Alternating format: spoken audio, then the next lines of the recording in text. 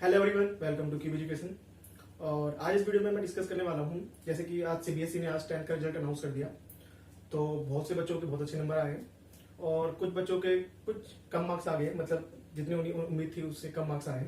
और जिन बच्चों के अच्छे मार्क्स आए वो तो खुश है, बट जिनके कम मार्क्स आए हैं अब वो थोड़े परेशान से हो जाते हैं और फिर टेंशन बहुत लेने लगते हैं। वो इस समय में वो मतलब उनको टेंशन हो जाती है।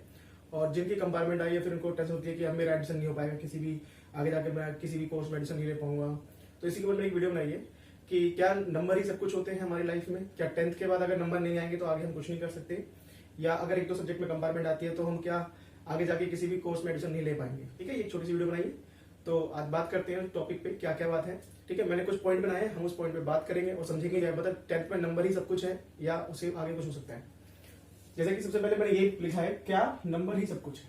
मतलब 10th में जब हमारे नंबर आते हैं, क्या 90 नंबर जिनके आए हैं वही सब कुछ कर सकते हैं, और जिनके कम नंबर आए हैं, जैसे इनके एवरेज नंबर आए हैं 50% या 60% या 70% के, वो आगे कुछ नहीं कर पाएंगे। ऐसा नहीं है। इतना आप 10th में मेहनत करते हैं और आप अपनी पूरी मेहनत करके आप 10th में नंबर लेके आते हैं। ठीक है, तो 10th में आपके जितने मार्क्स आए हैं, 10th में जितने भी मार्क्स आए हैं उसे आप एक्सेप्ट करें और परेशान ना हो कि मेरे इतने कम मार्क्स आ गए तो आगे मैं क्या करूंगा। क्योंकि तो आपने इतनी मेहनत करी है, मेहनत करने के बाद आपने जो एग्जाम में देके आए हैं, तो जिस तरह से आपने पेपर दिए और आपका रिजल्ट आया है, बस ये जिनके अच्छे मार्क्स आए हैं उनको थोड़ा सा मतलब इजी रास्ता मिलता है, वो आराम से अपने सब्जेक्ट को चूज कर सकते हैं, उनको कोई प्रॉब्लम नहीं होती है, मतलब वो किसी भी कोर्स को जाकर चुन सकते हैं। अगर आपके एवरेज मार्क्स आते हैं तो ये है कि आप जो पर्टिकुलर सब्जेक्ट चुनना चाहते हैं शायद आपको वो ना मिले।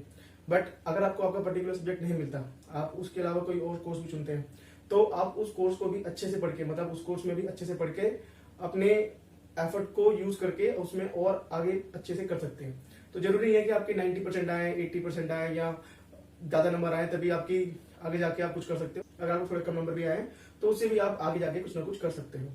ठीक है, फिर बच्चे सबसे ज्यादा बच्चे टेंशन हो जाते हैं, उनके पेरेंट्स भी टेंशन में, क्योंकि उनके पेरेंट्स को सबसे ज्यादा टेंशन हो जाती है कि मेरे बच्चे की कम मार्क्स आ गए, अब आगे हम मेरा बच्चा क्या करेगा, उनको आगे जाके कुछ मतलब प्रॉब्लम ना हो। तो सबसे ज्यादा पेरेंट्स भी होते हैं, पेरेंट्स को भी प्रॉब्लम हो जाती है। और सबसे पहले नंबर के तो जरूरी नहीं है कि नंबर अगर आपके 90% आए तभी आपके 10th पे आपने अच्छे एग्जाम दिए। आपने अपनी मेहनत के अनुसार जितने नंबर आए हैं वो अच्छे हैं, तो जरूरी नहीं है कि जिसके 90% है, क्योंकि नंबर खाली आपसे कोई जो ना आपसे 1 महीना पूछेगा, 2 महीने पूछेगा, उसके बाद आपसे कोई नहीं पूछने वाला कि आपके कितने नंबर आए थे। हाँ, जब आप स्कूल में एडमिशन जाओगे तब पूछेंगे आपसे कि आपकी कितनी परसेंटेज आई है। कोई सुनेगा तो हाँ अच्छे मार्क्स है, बस इससे ज्यादा उसकी एक्साइटमेंट नहीं होगी। बस उतनी एक्साइटमेंट होगी जितना वो आपसे बस पूछेगा कि हाँ आपके 90% आए, बस वो अपने फ्रेंड को बताएगा हाँ इसके 90% आए और आप भी खुशी से बताओगे। बट उसके बाद आपकी कोई नहीं पूछने वाला, 1 महीने बाद 2 महीने बाद आपसे कोई नहीं पूछेगा। अब ठीक है, वो एक डॉक्यूमेंट बन जाएगा आपका, वो एक डॉक्यूमेंट की तरह काम करेगा, मार्कशीट की तरह काम करेगा, और उसको कभी कोई नहीं पूछने वाला। बस जब जब कभी एडमिशन कराने जाओगे या कुछ कराने जाओगे तो वहीं उनको पूछा जाता है, और उससे ज्यादा कुछ नहीं है। ठीक है, और नॉलेज की बात है तो नॉलेज की बात ये होती है कि आपने जितना पढ़ा है वो सब 1 महीने बाद से भूल जाते हैं, किसी को कुछ याद नहीं रहता, वो टॉपर हो या कोई भी हो। अगर आपने साइंस का कोई सब्जेक्ट आज पढ़ा है और उसे अगर मैं पेपर खत्म होगा उसके 1 महीने बाद में आपसे पूछूं तो आपको कुछ भी याद नहीं होगा, क्योंकि सब भूल चुके हैं। क्योंकि आपने जो इतना पढ़ना था आपने पढ़ के वो पेपर में लिख दिया, तो जिसने अच्छे से लिख दिया उसके अच्छे मार्क्स आ गए, जिसने अच्छे से नहीं लिख पाया उसके कम मार्क्स आ गए।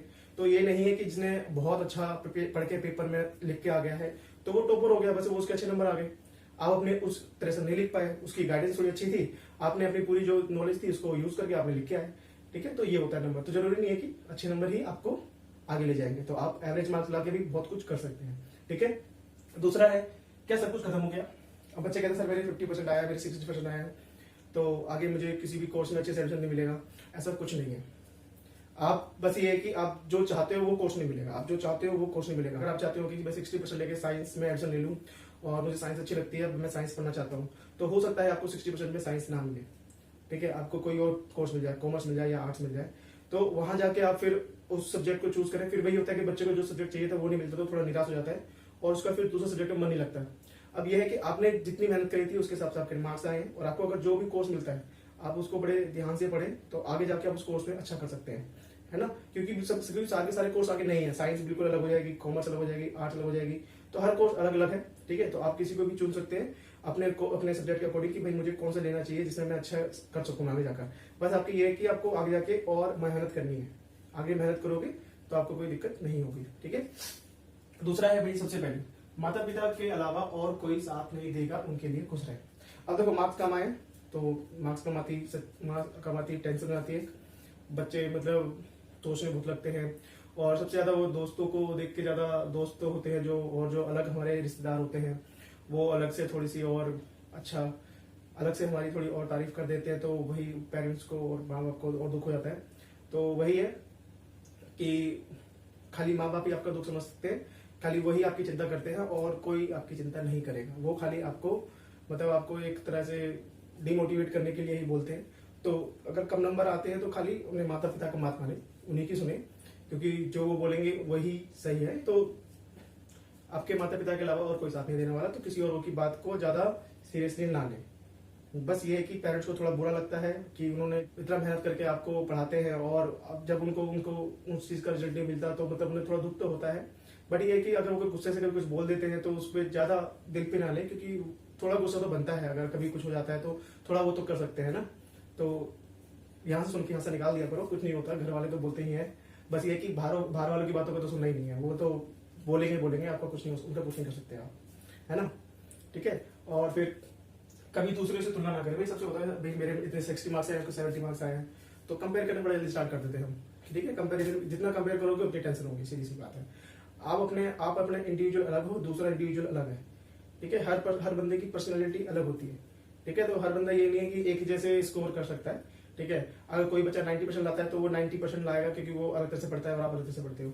ठीक है, तो ये नहीं है कि आप कंपेयर करना स्टार्ट कर दो अपने 90 वाले से, क्योंकि दुनिया में बहुत तरह के स्टूडेंट है।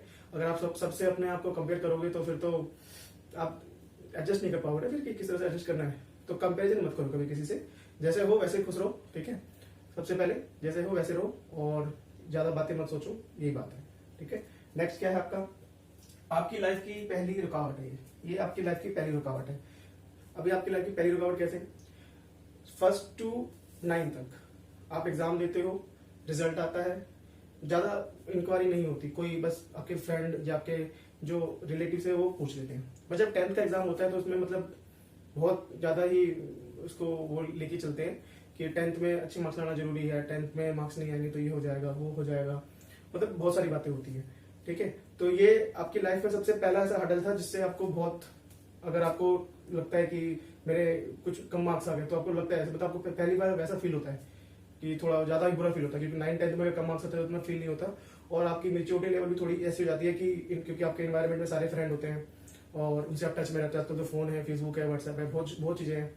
रिलेटिव सिर्फ व्हाट्सएप पे आ गए हैं, उनका भी ग्रुप बन गया है, तो ग्रुप में भी मैसेज आ रहे हैं, तो वहां पे बातें हो रही है कि आज क्या हुआ रिजल्ट का। ठीक है, तो वही है कि लाइफ की आपकी ये मतलब आपको पहली बार ऐसा वो हडल मिला है जिसने आपको थोड़ा सा परेशान करा है। मतलब ये लाइफ में पहली बार है, मतलब जब इसने आपका जो रास्ता रोका है, तो आप क्या चाहते हो कि आप रास्ते में वहीं रुक के परेशान रहो, दुखी रहो, या आगे बढ़ना चाहते हो? अगर आगे बढ़ना चाहते हो तो थोड़ा सा हिम्मत करो और अच्छे खुशी के साथ आगे बढ़ो। ठीक है, कि जो हो गया अब हो गया, जो होना था हो गया, अब अपनी मेहनत करो और जो भी आपको मिलता है, जो भी आपको चीज मिलती है, जो भी आपको मिले, जितने आपको मार्क्स मिले उसमें मिलता है, उसे अच्छे से एक्सेप्ट करो और पढ़ो, क्योंकि पढ़ना जरूरी है। क्योंकि आगे पढ़ते रहोगे तो जब कुछ भी पढ़ोगे तो यही है कि जब तक आप आगे जाओगे आपको नई नई चीजें पढ़ने को मिलेंगी। आप अब तो आगे जाएंगे ही, आपको कुछ ना कुछ पढ़ने को मिलेगा ही। ठीक है, ये नहीं कि आपको कुछ नहीं मिलेगा, आप कहीं ना कहीं एडमिशन लोगे, आपको कुछ ना कुछ अच्छा मिलेगा, है ना। तो ये है कि पहली रुकावट है, ऐसी लाइफ में बहुत सारी रुकावट आती है, तो हर रुकावट से परेशान ना हो। ठीक है, ये छोटी सी है तो इतना दिल पे मत ले। ठीक है, और लास्ट क्या है आपका, ज्यादा ना सोचे। मतलब अब रिजल्ट आ गया, खत्म, एग्जाम दे दिया, खत्म। ठीक है, अब रिजल्ट आ गया, अब बस ये है कि जब भी स्कूल खुले, या जैसे भी स्कूल अगर अभी जैसे चल रहे हैं, अगर आपका एडमिशन जाके होता है तो एक दो स्कूल जो आपके नियर बाय स्कूल है या जिसमें आप स्कूल में पढ़ रहे हो उसमें जाकर ट्राई करें कि मुझे पहले तो वो ट्राई करें जो आपको कोर्स चाहिए। अगर वो कोर्स मिल जाता है तो अच्छी बात है, अगर आपको नहीं मिलता तो अगर जो कोर्स आपको मिल रहा है तो उसमें देखें उसमें क्या क्या चीजें हैं पढ़ने के लिए जो मैं पढ़ सकता हूँ, और कौन कौन से सब्जेक्ट है जो मुझे चूज करना चाहिए। सब्जेक्ट भी इसमें आप चूज कर सकते हो ना, कुछ सब्जेक्ट, तो कुछ सब्जेक्ट जिसमें आपको इंटरेस्ट हो वो सब्जेक्ट चुन सकते हो। उसमें वो सब्जेक्ट हो सकते हैं कि इस सब्जेक्ट में मुझे ये सब्जेक्ट मुझे मतलब जो भी टॉपिक होते हैं वो आप चुन सकते हो ना। तो आप जरूरी नहीं है कि इतना सोचो कि अब क्या होगा, आगे कुछ नहीं है, मैं नहीं कर पाऊंगा कुछ। जब 10th का रिजल्ट आता है तो अगर उसमें हमारे कम नंबर आते हैं तो हाँ थोड़ा दुख होता है, बट ये है कि हम उससे आगे बढ़ सकते हैं, ठीक है। तो बस यही था कि अगर आपके कम नंबर आए हैं तो ज्यादा ना सोचे, और जितने भी आपके नंबर आए हैं वो आपकी मेहनत के नंबर हैं, आपने पूरे साल मेहनत करके वो नंबर अचीव करे हैं, तो उसको एक्सेप्ट करें और दूसरों के साथ ज्यादा कंपेयर ना करें। जितना कंपेयर करेंगे उतनी दिक्कत होगी। अगर आपके पेरेंट्स खुश हैं तो आप भी खुश रहिए, ठीक है, और ज्यादा टेंशन ना लें, ठीक है, क्योंकि अभी जैसे रिजल्ट आता है, रिजल्ट के बाद बच्चों का माइंड बिल्कुल ही चेंज हो जाता है और बहुत ही सैड हो जाते हैं, मतलब वो बहुत ही उदास हो जाते हैं, तो फिर आगे उनका कुछ करने का मन नहीं करता। तो कुछ नहीं होता, ये आपके फर्स्ट टाइम था, तो जितने नंबर आए उन्हें एक्सेप्ट करो और जो भी आपको आगे मिलता है उसमें लेके आप उसे आगे स्टडी करो और आगे कोशिश करो कि आगे आप मेहनत करोगे और अच्छे नंबर लेके आओगे, तो जिससे आगे जाके आपको कोई प्रॉब्लम नहीं होगी। बस ये है कि जितना मेहनत करोगे आपको उतनी सफलता मिलेगी। तो लाइफ में थोड़ी मेहनत की भी जरूरत होती है कि हम जितना मेहनत करते हैं हमें उतनी ही सफलता मिलेगी लाइफ में। तो बस यही था कि छोटी सी वीडियो बनाई थी मैंने कि बच्चों के जब रिजल्ट आया तो थोड़े से परेशान हो गए थे। तो बस परेशान मत होइए, खुश रहिए, मुस्कुराते रहिए और हंसते रहिए। तो बस ये छोटी सी बात थी आपसे शेयर करनी थी, ठीक है। तो चलिए फिर मिलते हैं नेक्स्ट क्लास में, तब तक के लिए बाय, टेक केयर।